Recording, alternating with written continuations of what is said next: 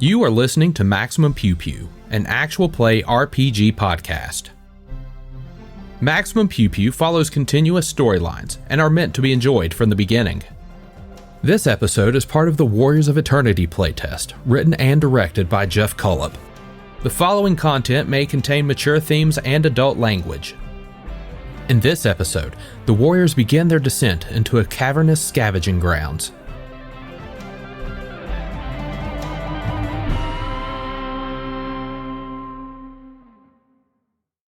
All right. So I feel like we're all bonded up. Let's talk a little bit about Eternity. And so you've done a little bit of world building, and we want to do some more world building together as we play the game. But as the game master and as sort of the writer of what we're getting ready to do, I do have some ideas that I kind of wanted to frame this in. And that is that I very much do want to play in a world that is sort of like a He-Man, Thundercat, like Saturday morning cartoon, sort of the flavor of the game. And so I think we're off to a great start with that. And it also can kind of feel sort of like a JRPG from time to time, and that's fine too, especially the way that you're going to be buying powers and sort of leveling up, and the way that you get items can also... That feels more like a video game to me, the way that I've pictured it. But in any event, you all are Warriors of Eternity. You are sort of the people or the folks that can affect change around you and have something that sets you apart from your commoner, your heroes, right? And your heroes that live in this very strange world where time is an illusion, and that there are robots who have figured out how to make other robots into a perpetual sort of perfection engine out in the electro wastes, and there is sort of this terrible chemical river that has created this very strange mutant fields out into the chemical valley, and the time fields where the grinning lich has destroyed time altogether so that he may live forever. There's the great chasm that from which these giant power heart gargants can attack the castles. And those power heart gargants are these large sort of turtle-backed predatory creatures that will kind of shriek and come out of the chasms. You all serve Castle Ridge, which is sort of this beacon of civilization and advanced technology and magic and learning that oversees the ocean that you've talked about before. I want to talk about some of the folks who you might run into day to day in Castle Ridge, or in the outpost near the Great Chasm, Force Dome City, which is this sort of campsite, but more of a city, of these technological domes of force that exist sort of like tents that keep various dangers away from a lot of technology.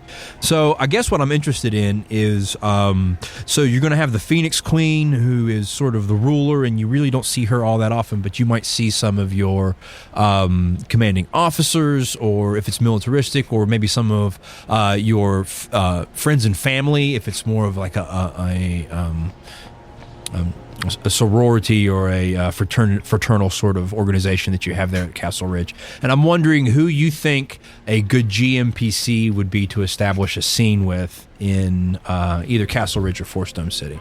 Maybe we should start there. Would you rather kind of live in the city proper, or do you feel like your crew is operating closer to the chasms, sort of where the Force Domes are, kind of the frontier?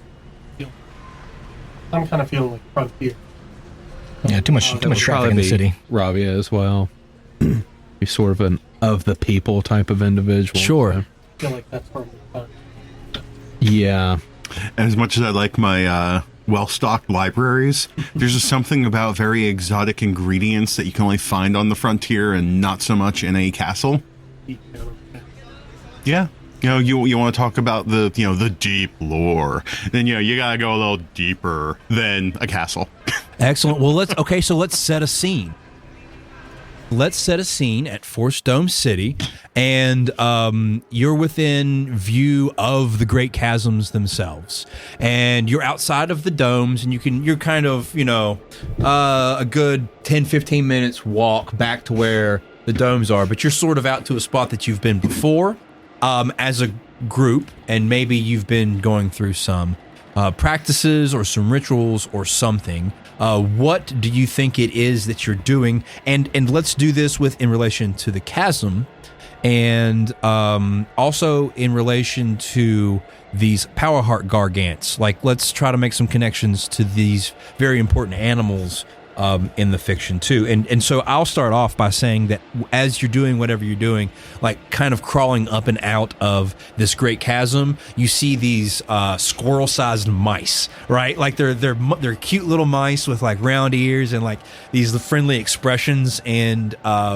they crawl up and down the walls of the chasm and will come up to like get some sunlight or some food, or maybe the bold ones will come up to a backpack that has been left out for too long, and maybe test the perimeter of some sort of electric defense mechanism or something like that. So this sounds like how I got my familiar.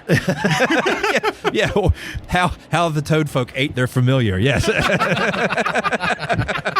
The safest way to go ahead and keep my familiar in my belly. That's very familiar. I was actually seriously considering using one of my bond points on a familiar. Okay. And sure. So one of these cute, it just comes up to you and is like checking out your pack. Yeah, let's say that I had my pack out because I just had it just drop there because I wanted to actually investigate something, and standing close to an edge with a counterweight on my back didn't seem quite wise for toad folk that tends to be off balance anyway. Sure. So what are you going to do to keep this? What do you do to make the bond, to spend the bond point? Like, explain how that works in the fiction. So since I've been doing this sort of thing for a little bit now, I realize that I have the same usual suspect, I guess you could say. I come up there with my usual trail pack of, snacks and things like that, and realize that when I turn around to, find this thing running away, I'm always missing the same thing. And it's always just the little yellow pieces out of whatever trail ration pack that I've been picking up from this one store. It likes the yellow ones. Yeah, it likes the yellow ones. I don't know why, but it's a good thing because I hate the yellow ones. So sounds like familiar material to me. So after realizing, 2 or 3 days of doing this for my usual rounds, that I'm missing the yellow ones and this thing's always scampering away, I purposely started building up the yellow ones, making some trades around with other camp members. Like, guys, I need this. So I slowly built up my own little, I don't really want to say a trap, but more like I guess it really is just a lure to try to actually get them to come close. And when he realized that I'm providing all these tasty yellow treats, it's like E.T. and the Trail of Reese's. Yeah. Yes. So the little that's where everybody's favorite. He's deep in debt. But now that he's been realizing that I provide food, after doing this a couple of days as well, making that connection of I provide food, it followed me back to camp one day. Okay, you have a squirrel-sized mouse familiar now, and it kind of crawls up into. How is your toad wizard sort of clothed? Where would one keep their familiar if you were a toad wizard? More than likely, because of how slick and oily the skin is, I'm probably wearing some leather-like material, so it wouldn't be too hard to go ahead and stitch an extra pouch onto the shoulders, like an extra pouch on each shoulder, so it can literally sit in its own pouch regardless of which side it wants to stand on. Okay, so it scampers up the toad and it kind of like sits in a pocket on a shoulder. It's a squirrel-sized mouse with round ears and sort of a long nose and long whiskers.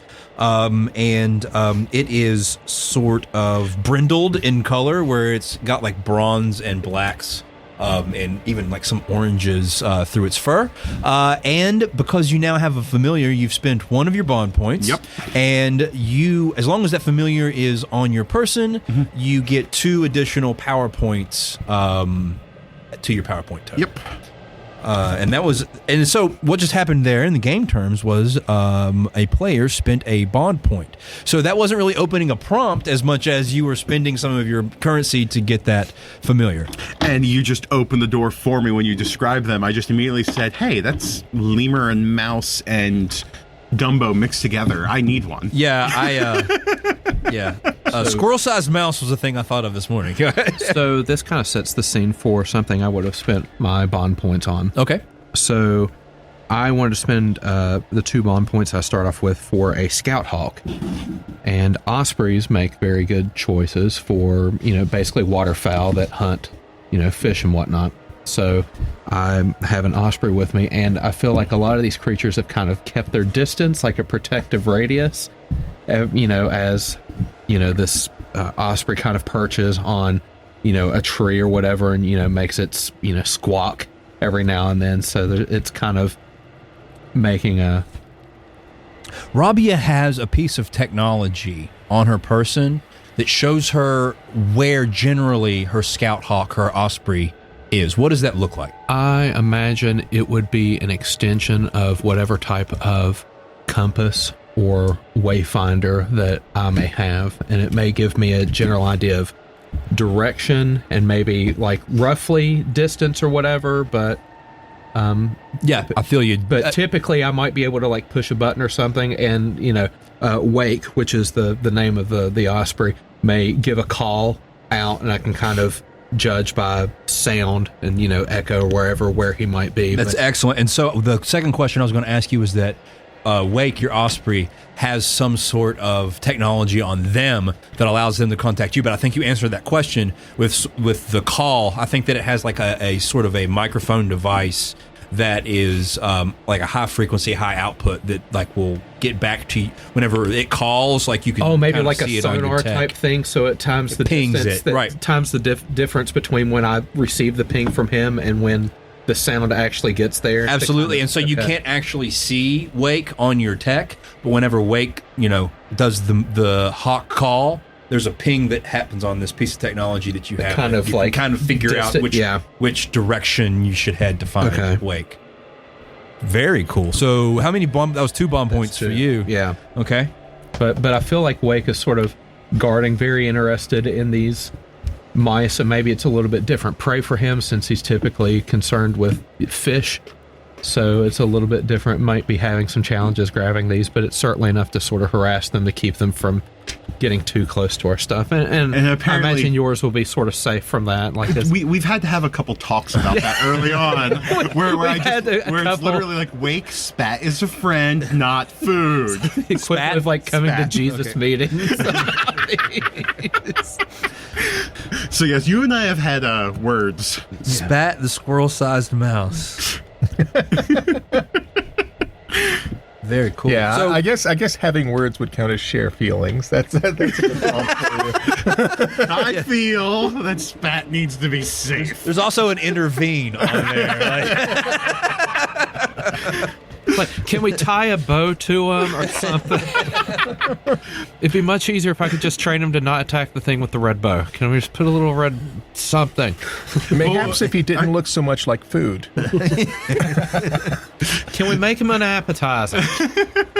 At that point, instead of a red bow, we're gonna go ahead and give Spat its own little apron.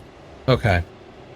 And of course, the apron's gonna be across its back instead of on the front, so it even has its own little pockets. Yeah. Because it needs to find a way to store its own little yellow treats. Yes. Don't eat that. Squawk! Okay.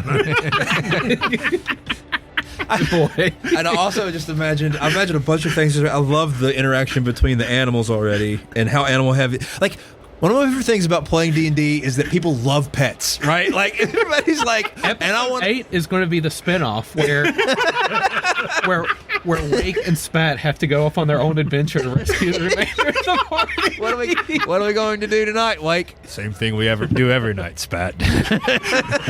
Save our worthless owners.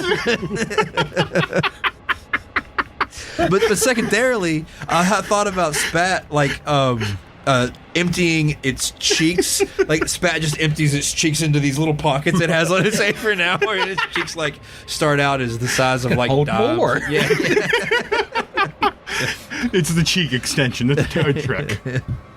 Okay, so usually the idea of this game is to gain experience points by building the world, and not necessarily spend experience points by building the world. But I guess it works both ways. I wanted to establish I had it, and that seemed like a good enough scene. I love the way that this is working and how creative it is. Very good. Does anybody else have? So we're down here. We're by the chasm. There's a osprey named Wake that is kind of doing a perimeter, and yellow treats are being consumed from the shoulder of your toad wizard by a squirrel-sized mouse. Anybody else want to jump on this bandwagon?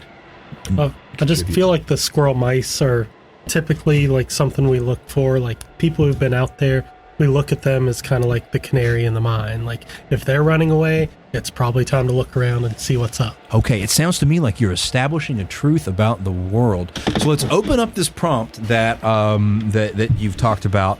And so we've established that there are these squirrel-sized mice. And so what you're positing is that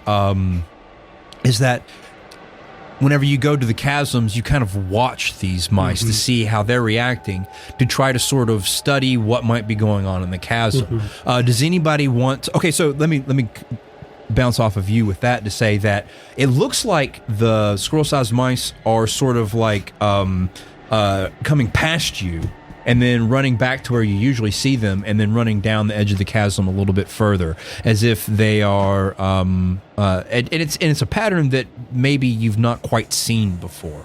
And I'm wondering if we want to investigate what's going on. Erratic, but not like hurried, like rushing away from something. Right, and they're still there. What you know is that the only time that people talk about these Powerheart gargants making an appearance, or even the times that you've seen some gigapumas or larger predators, like there are no squirrel-sized mice anywhere. The only ones that are around are familiars to toad wizards. And right, like, that's why I have big enough pockets for it just to curl up and go, oh. We're in trouble, aren't we? Yeah, and usually you run back and get inside of one of the force domes whenever there aren't these mice playing around. But this is strange behavior that you haven't quite seen before. So I would probably start trying to follow them and investigate to see what's going on. Okay. Is there something amiss? How would you go about? What do you want to do? You want to follow them? Do you want to? If they're coming close to us, I would try and figure out where they're going to and coming back from. Like I would probably follow some of them. Okay. Yeah, and so what do you see as you follow them? I guess I want to keep the ball in your court. Probably here. be like, I'm picturing the bottom of the chasm like muck and like life, but like rotting things and plants that are very hardy, and they grow on the sides of the walls instead of down on the ground. Okay. Because that's all just a mess and gets washed out all the time. So there's puddles all over the place, and these things are, dodging in between puddles as you go along, and I'm having to hop over the odd one that's very large. So you actually climbed down the chasm? Yeah. Did you climb down with the the barnacle fungi that gets stuck up there as well? There's probably going to be ladders. Like there's regular salvage trips down in there because people get stuck out there and stuff gets washed down into the chasms, and that's where you find cool stuff. Well, that implies that maybe there was something down there to begin with. If you're talking about salvage, maybe there's something that used to live in the cliffs and the sides of the chasm or whatever that might be worth finding. Okay, here's what I like that's come out of that. And so we've just established a bunch of potential truths about this chasm upon which you are camped. The one that I would like to hold on to and to explore some more, and so mark down a bond point for establishing a truth about the chasm's Grognar smirk, is that there's an old salvage run that goes down through the chasms, and as long as the sun is up, right, like you can use these ladders to get down to the bottom. And the squirrel-sized mice were behaving in a way that you've noticed before, actually, Grognar, and that is that there might be a new piece of shiny something down there worth investigating. But it's getting late in the evening, and going at night is dangerous. So as the sun is sort of heading towards its late afternoon pitch into the sky, you're all there together by the chasm. You know about these ladders. Does anybody else want to add something to the scene? You did mark down that you got a bond point on that, right? Okay, cool. Will I notice that, will Grognar be excited about this prospect, conflicted? Oh, yeah. Okay. He's going to be champing at the bit to chase after. So, Rabia may speak with Grognar about that, considering they have a bit of a bond, and Rabia's kind of found herself as a protector of him in maybe more than one instance. So there's something interesting down there? I believe so. I think the mice are telling us that it might be interesting over there. Might be worth checking out. Okay. What's stopping us? Daylight. It gets a little darker down here a little quicker as around noon is the best daylight time for down in the chasms. Right, though. Toward 5 it gets real dark. Right, but will it be here this time tomorrow? We don't know. Fortune favors the bold. Well, let's go check it out. It sounds like Rabia may be revealing a truth about her own character. Potentially. And that is that dark be damned. Let's go down into the deep, dark chasm. So the thing with Rabia is she is sort of anti-pirate in that regard. But the thing with, water and tides and everything is like here today, gone tomorrow. Mm-hmm. So just because you see it now, a change in the tide or the weather conditions or anything like that could make it disappear forever. So, if you see an opportunity, you need to seize on it now. Otherwise, it may be gone. So, that's kind of her mindset. Sure, that's fair. And the same thing with like hunting pirates. You may never have another opportunity, so make the best with whatever opportunity you're given. Excellent. And so I want you to give yourself a bond point because you've opened the prompt, revealed truth about your character, and you've defined it. Now, I want to caution, the game about like if we can just sit here and talk about ourselves and level up like the whole time. Right. But what we've established is sort of a binary decision that you've made for the way that your character behaves. And if you're willing to say, Rabia is the type of here today, gone tomorrow, strike now, like what I would appreciate seeing moving forward in the way that the fiction is established is sort of like decisions based upon that. Yeah. And if you're willing to do that, then I would give yourself a bond point and establish this as sort of like a truth about who Rabia is as a character. Yep. I will absolutely do that. Okay, so this side of the table, we've got a tinker who says loot, and we've got a guardian that says let's not wait. Do you all have something you want to contribute to what's happening here in this scene that is escalating towards adventure? So, you're looking at me first. Honestly, Thratgul would, actually is interested in what's going on here because clearly Sprat has not been very comfortable watching his fellows going up and back like the tide.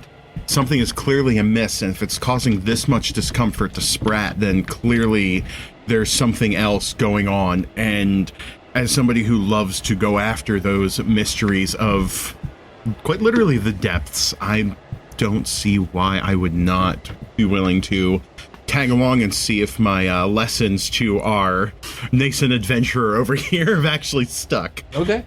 All right, so we have 3 on board. I don't think that necessarily opened up any prompts, but it sounds like we're on our way to an adventure here. Does Bert Macklin, the stylish agent, have any input on this scene? What do you think Bert's doing right now with his friends checking out the mice? He's probably mulling it over, trying to think what would be the best option for him. What do you think that is? You and I have that, establishment of conversation. We do. He's going to get dirty in the chasm. Yeah, my clothes. But what's the best? What would toadclothes.com do? That's the real question. Well, it might be some material. Offer free shipping on orders over $35. I mean, we could actually find some new accessories for toadclothes.com. All right, I'm in. You are all going to die. No, we're not. That's why we have you. You realize that my healing magic is light-based. We're going to go down into the darkest crevice. Now, sounds like we don't need to get hurt then. Yeah. I also want to caution you from like the way that the game works is that you have PowerPoints and you can spin them and do magic. I know. And so like we can. I don't want to make it. I don't want to play with our hands tied behind our back. No. I mean, I'm from the underground. The dark doesn't scare me. Right. I just worry about replenishing my power, as it were. However, if you all seem set upon it, it would not be appropriate for me to deny your fun. I will come along. Speaking of not wanting to deny your fun, I just had a second to think about what I just said, and I want to back up. And if you want to reveal a truth about your character and take a bond point for it and say that you can only spend power points or do something to anchor your powers to the light, I would be willing to consider that right now. I will take that because that's in the fiction that are kind of in the notes on the back of my character sheet. So you need to find light to restore your power points.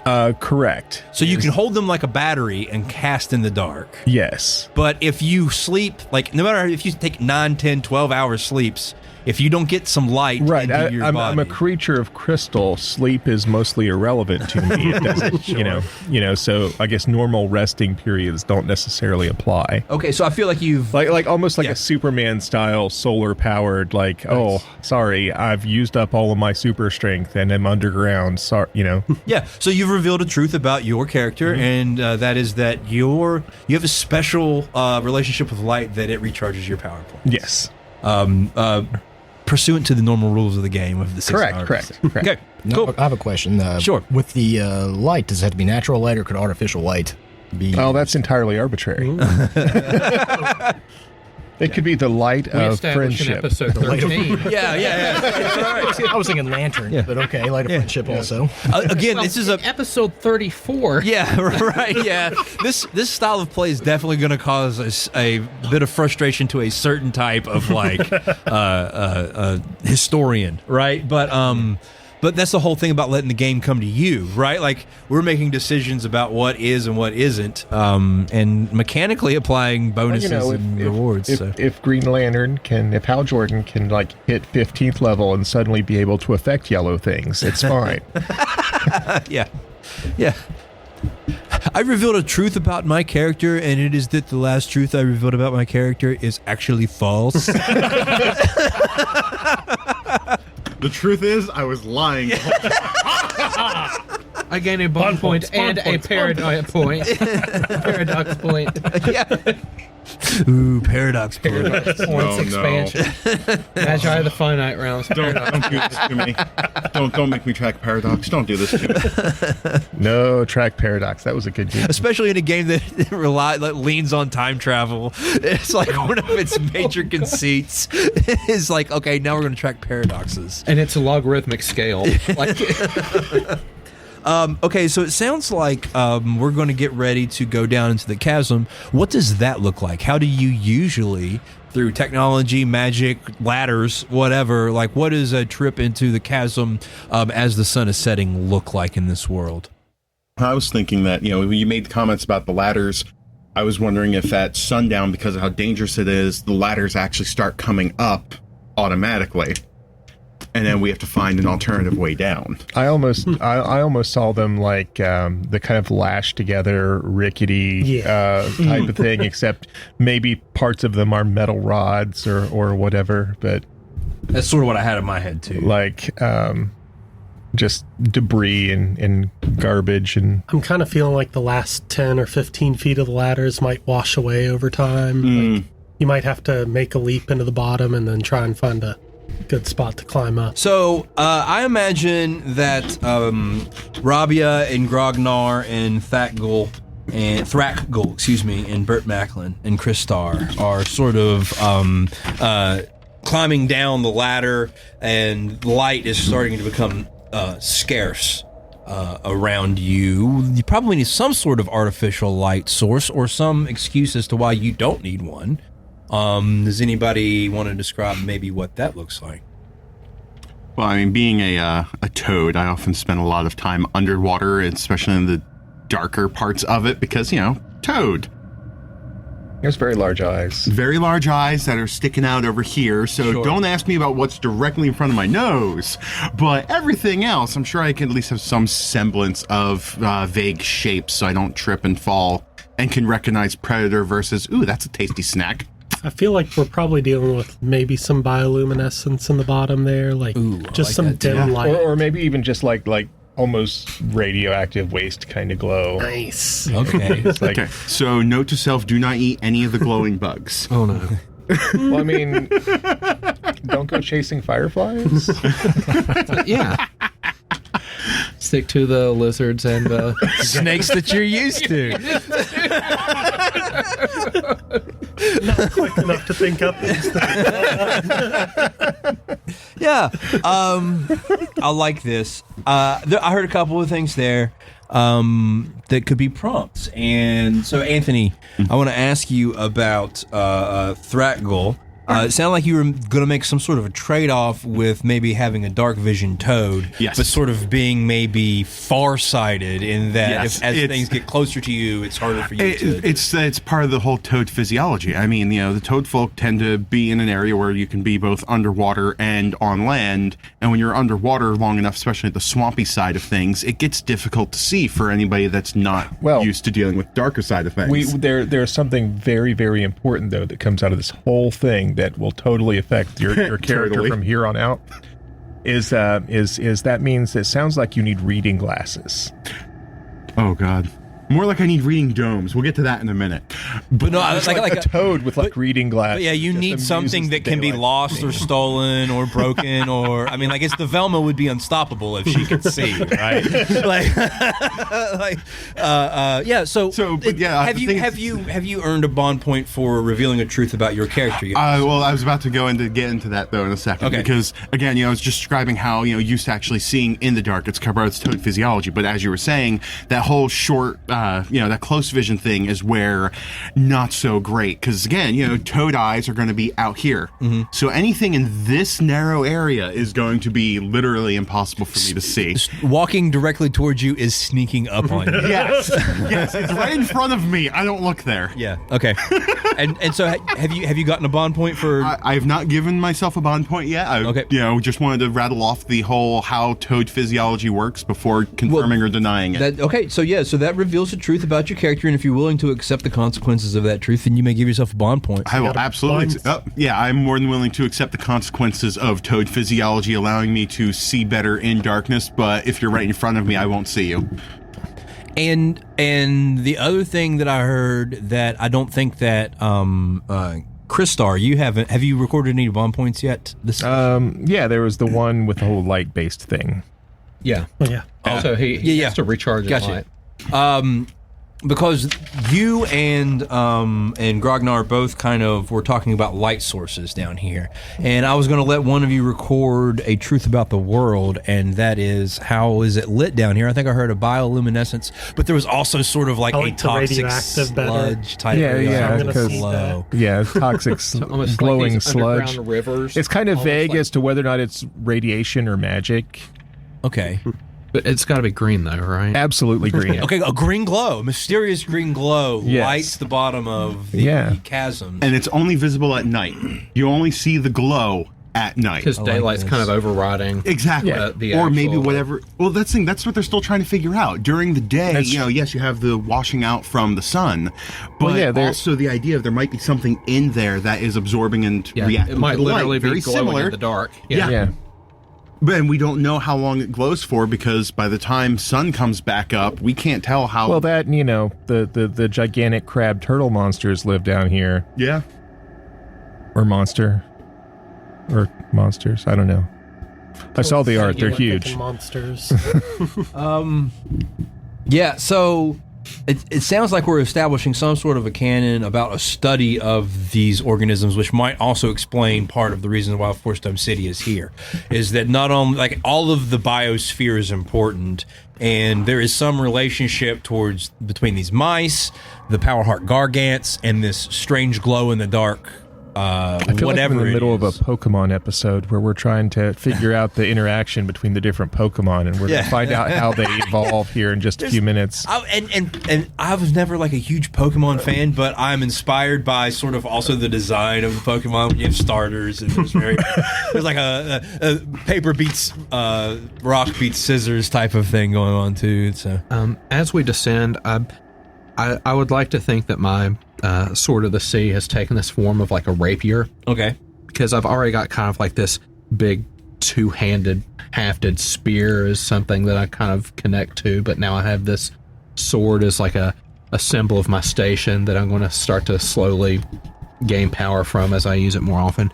But I think one of the token things I've learned to do with it, since it is a Sword of the Sea and one of its primary powers is to channel electricity, is to perhaps use it as sort of like an illuminary source, just, kind of take it out and sort of say like a quick, word of power or something to it, and it glows, and I just like put it back in my sheath, and now it's sort of like a lantern. Glowing sword of power, I'll take it all day long. Those things exist. Okay, so we've got like a dark toad vision. I've got a sword of power lighting your way. There's also this strange green glow that it exists at the bottom of the chasm, and we can't quite figure out what's powering it. And so under this sort of like reflected green light and this electric blue light, and you make your way down the ladder and to the bottom of the chasm. You go to follow the squirrel-sized mice, and you kind of follow a trail over to where you see some shiny bits glinting in the green glow all around you. It looks like it's made of photanamite, which is, because the wave type of... I like it.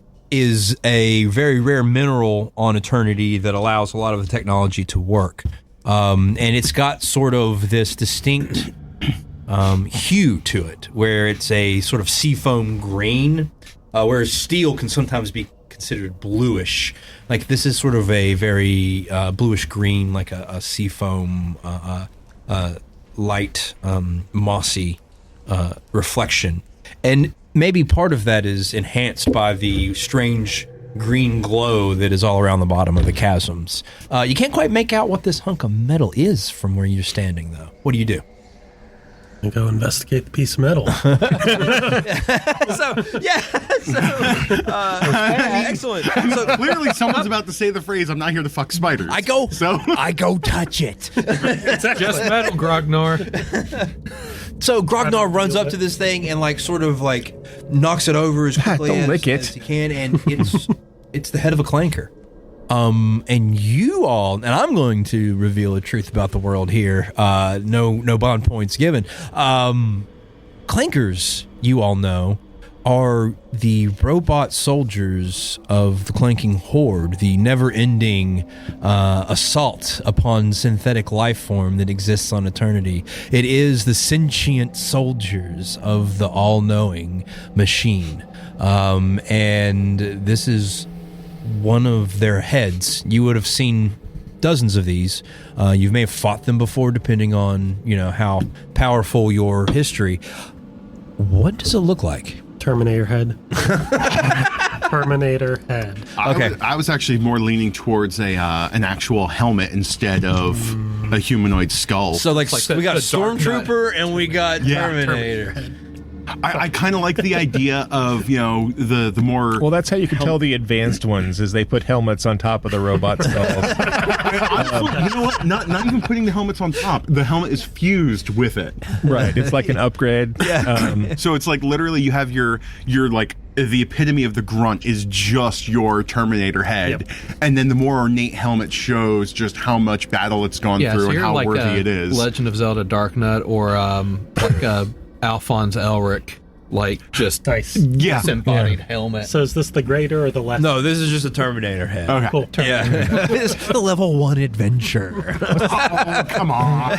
We're still riding the monster. There's 5 of us. We can handle something bigger, right? How about just a whole bunch of little things? And it could be worse. It could be like, the mousers from the Turtles, just waves and waves of mousers. So this Terminator head looks a lot like the mousers from the Ninja Turtles. Sprat coming. In that you've seen them before, but they look like a Terminator head combined with a Mauser in that it's very humanoid and marchy and can operate firearms and melee weapons, but it's like the Mauser from Teenage Mutant Ninja Turtles because its head is a little bit bulbous, and instead of being like a complete skull, like it ends in these very jagged, like cog on cog teeth that is, if it gets real close to you, it's going to sever your limbs with this like jagged piercing So what I'm trap hearing, jaw? what I'm hearing is like almost chainsaw-like beak mouth. Yeah, but more like beak mouth. Like yeah, like with enough moving gears to rend and rip apart anything it's grabbing. yeah. Okay, Wonderful. lovely. So it's basically Is it alive? Is it on? Is it just the Can head? the head operate without the rest of the body? I'm going to pick it up by the back of the head. Like you've done a bunch of times before. What's a good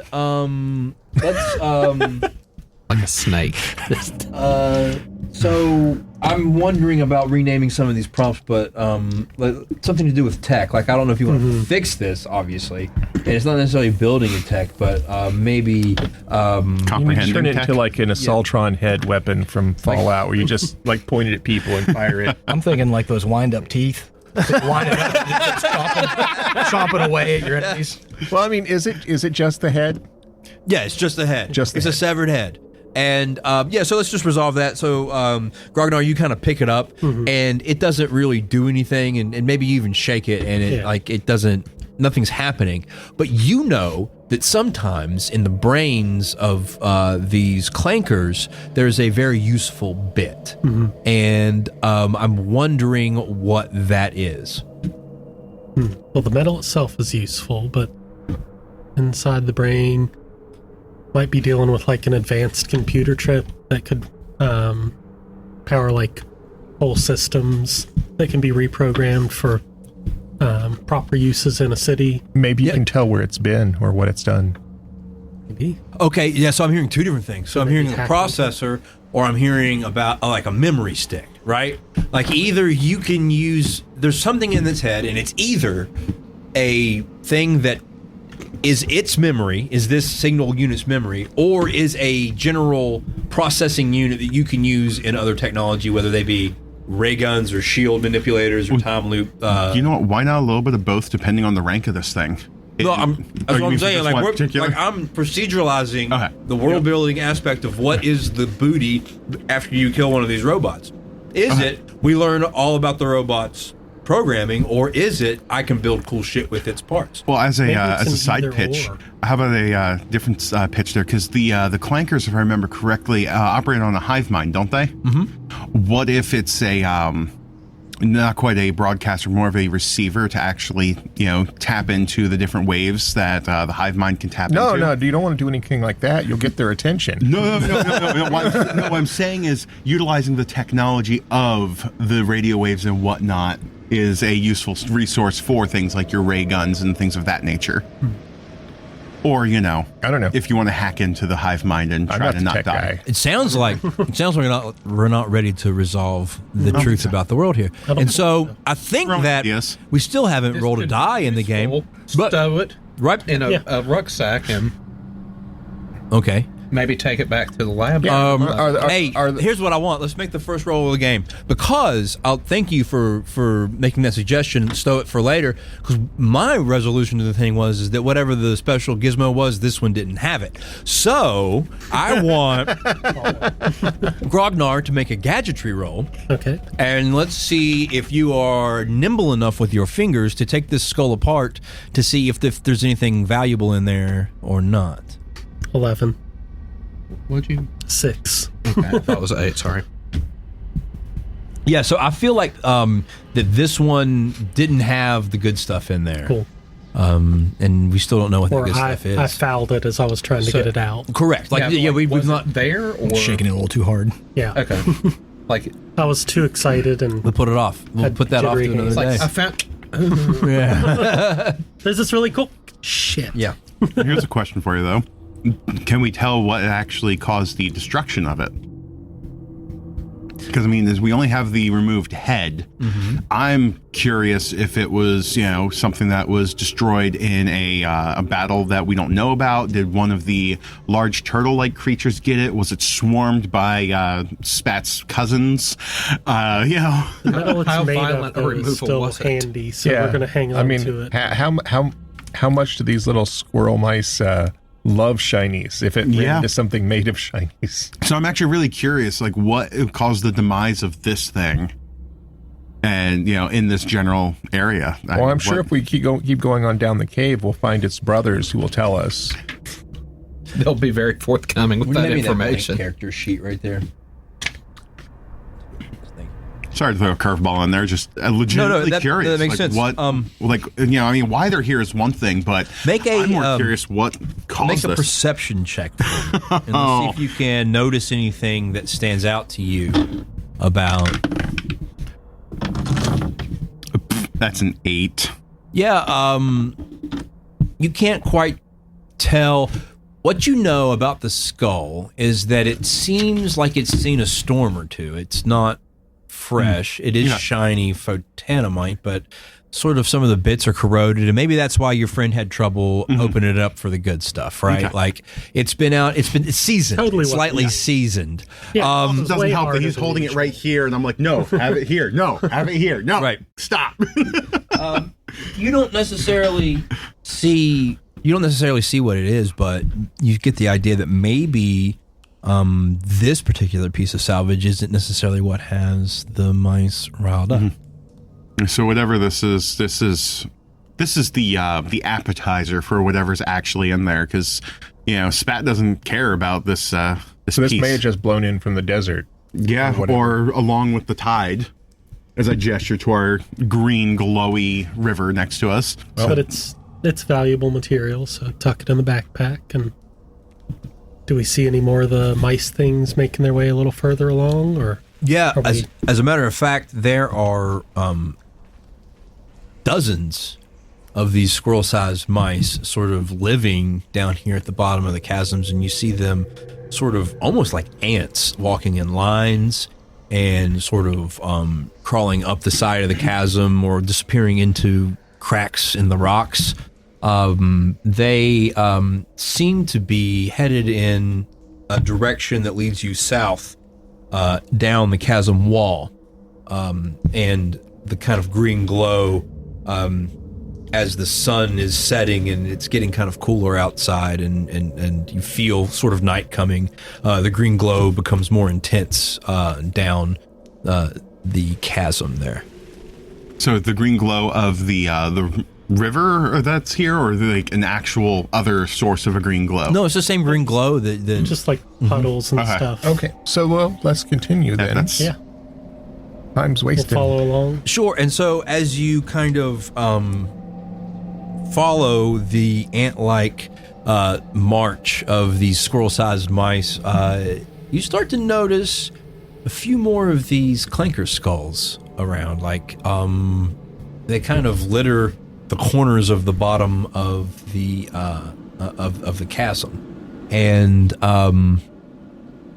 you start to see that some of the mice on the other side of the chasm wall, as sort of the chasm narrows a bit, you start to see some mice on the other side of the chasm wall that are like dragging these clanker skulls like back to where you are and kind of separate, forming the line and going back deeper into the caverns. And the whole place sort of opens up into this chamber. And there's green glowing pools at various corners of this probably 40-foot square foot chamber, and in the back wall is this slowly trickling waterfall of this glowing neon green liquid. And there is a giant rusted machine that is laying against the back chasm, kind of jammed in between two chasm walls, as if whatever last storm visited the chasm, this piece of machinery got swept to this point and stopped. What level of giant are we talking about here? Are we talking like 10-foot giant, or are we talking like 30-foot giant? No, yeah, it's like 30 foot wide. Like imagine like some sort of farm machinery being pulled behind a tractor, wide, and then like a continuous miner sized piece of machinery that is caught between two edges of a chasm wall where it's narrowed. And sort of a one like corkscrew piece of machinery continues to corkscrew down from this giant, piece of industry, and plop, plop, plop, one after another, a skull of a clanker falls down into the bottom of the chasm. Warriors of Eternity is written by Geoff Cullop of Fish in the Pot. Find out more at fishinthepot.itch.io. Title music by Adventrium of MNMaxed. Check out MNMaxed on your favorite podcast syndicator. Ambient music provided by Tabletop Audio. Original 10-minute ambiances and music for games and stories. Find out more at tabletopaudio.com.